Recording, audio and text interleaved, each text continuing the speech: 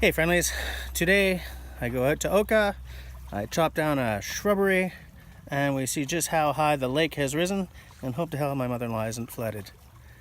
So check it out.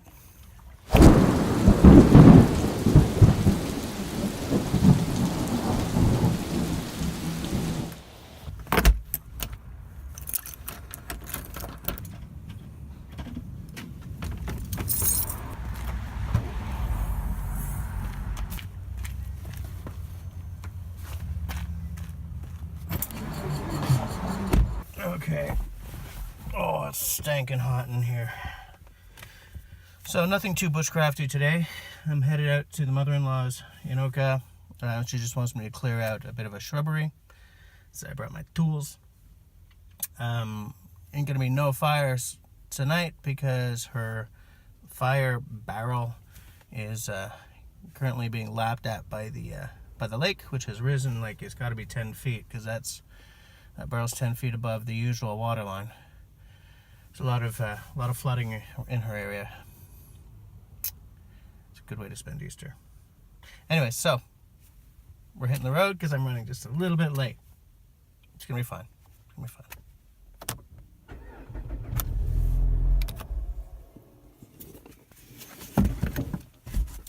Okay, we're there. Let's see what they need me to do. Oh, I think I see it. All right, let's take a look. See where this huge crack is? Comes all the way down. So this tree here has to come out. Oh, look at all those geese. Right here. Now this is a big fat chunk of something. That's a big old branch. Big Wow. old chunk. Keeps going, eh? So yeah, I'm gonna be taking this tree out today. Probably chopping it into manageable pieces. What are you doing? Taking a letter. Look. Oh, my mom's calling me. Process.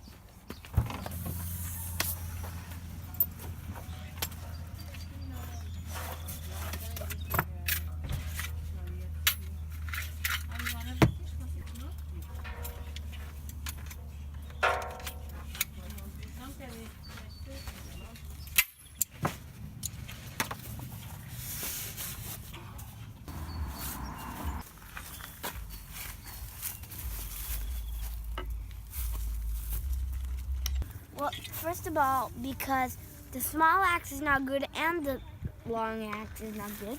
Because first of all, the small axe, you can cut your fingers very easily. But the long axe it's heavier to deal with. Good point. It's heavier, like really heavier. Yeah. So you have less control, but you have more control with the small axe. But the small axe is easier to hurt yourself very badly, and the long axe isn't. So I guess a saw is better. Okay. Can I show you something?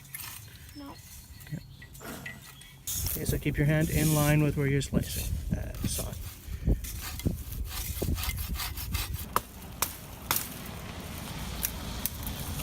You see this big crack here? This whole thing fell over at one point. If you look real close, look at all these little holes.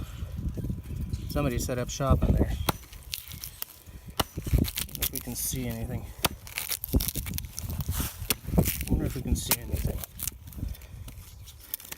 Not really.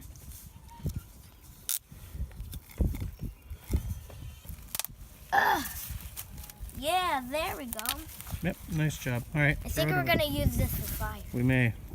So if we take this out, we're gonna be able to. To get that loose. Yeah. That's pretty tall. It's like loose, but. Okay. I don't know how she got it in there. I don't know why she did. But... Well, none of this was there yet. Hold the tree. Yeah. But no sense. Maybe she just call you. Boom. Done. Doesn't need to put that. How the hell did we get? Dig it.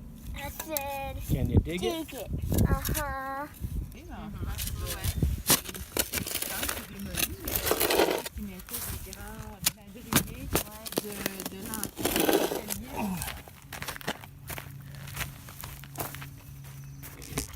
Okay, now that that's out, I'm not afraid of getting my axe down in there, chopping this low.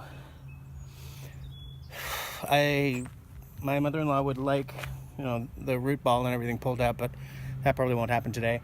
But I'll see what I can get done.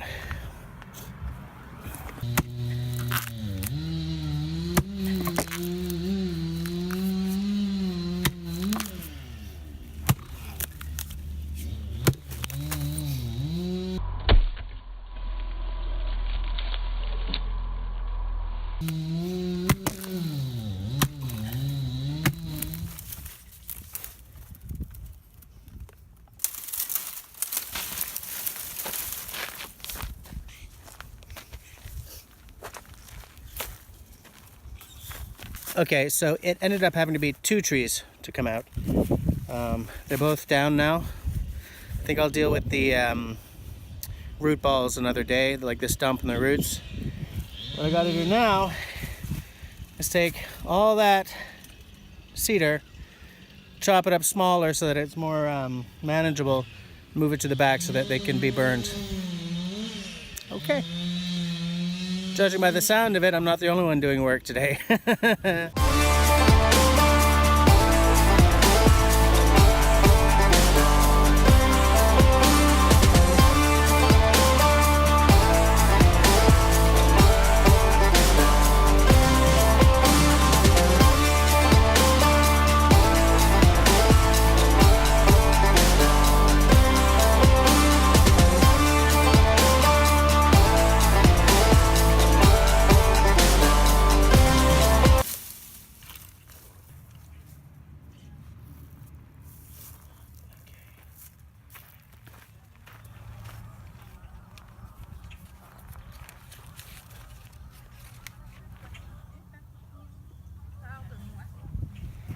Yeah, this is high. The level of this yard is usually about 10 feet above the water at like low water levels. At this lake there's usually like a couple of feet of difference between the low mark and high mark. This isn't as high as it was last time this area flooded, but it's still rising a little bit. Probably won't be as bad as last time. Last time this whole yard was underwater. Up until about halfway there's like a bump up to the house. I got some sandbags, but my mother-in-law has them around the pump in her basement, because that was the problem last time. Sorry about the wind, guys.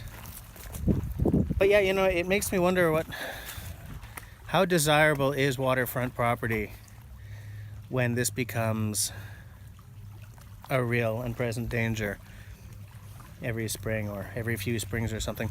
Because last time there was that massive flood, when the cops and the fire department were coming through and, you know, helping people, they said, you know, this is no longer going to be a once in a century kind of event. It'll happen every few years. So I think it'll be interesting to see over the next couple of decades what happens to insurance, what happens to just how desirable a lakefront house really should be, you know? Interesting. Oh man, it is hot. Whew. But yeah, that's all she wrote. Thanks for coming and hanging out with me while I chopped down some shrubbery and checked out the flooding lake. So as I always say, if you like what I'm doing, then please get the conversation started down below. This week, what do I want to know? How glad are you that it's like spring and hot and everything is sprunging again? Because I'm pretty glad. Aside from that, share the video. That helps me more than you could possibly imagine. And aside from that, if you're not subscribed, then subscribe. If you are subscribed, then hit that little bell and leave me a smiley thumb. If you don't like what I'm doing, leave me a frowny thumb. Thanks for watching, guys.